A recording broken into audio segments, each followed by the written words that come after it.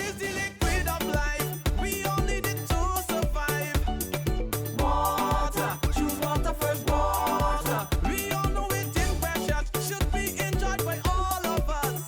Talking about water, choose water first. Water. It's out with the old and in with what is the new water protection and land use zoning policy this week on Water Wednesdays. We're going to tell you why this is so important for all customers at all levels. Dr. Hugh Sealy, he's a special advisor to the government of Barbados and by extension, the Barbados Water Authority. Dr. Sealy, such a pleasure to have you on the program.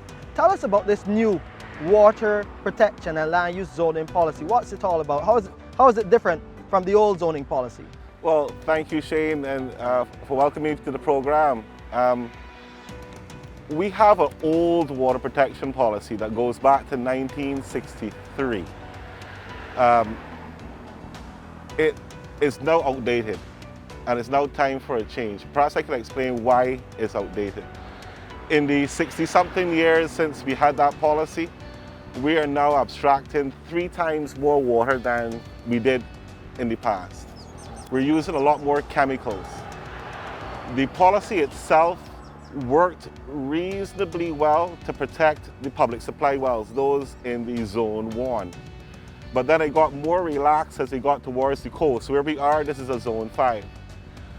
But what we've learned is that the whole of Barbados is a coastal zone, in the sense that anything you put into the ground inland is eventually going to hit the coast and affect the coral reefs offshore.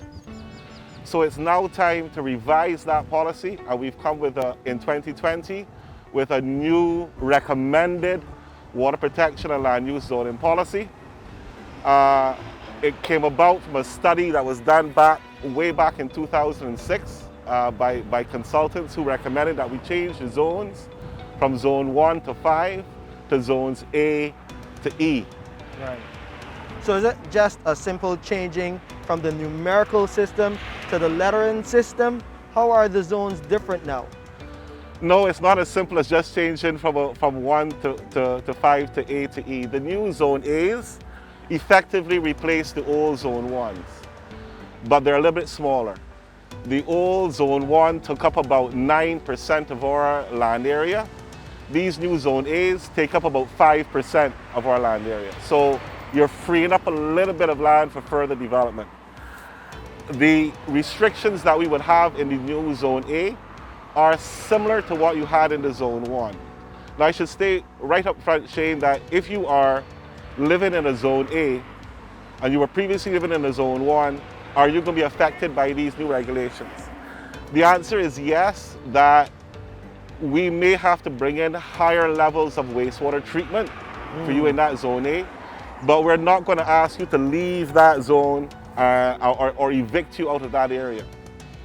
There's also going to be a Zone B where there's going to be a pathogen management, and a Zone C, chemical management. We can get into the restrictions that are in all the zones. Well, the next thing that I know customers will ask is basically when will this new policy come into effect? When can they see this rolling out? In the very near future?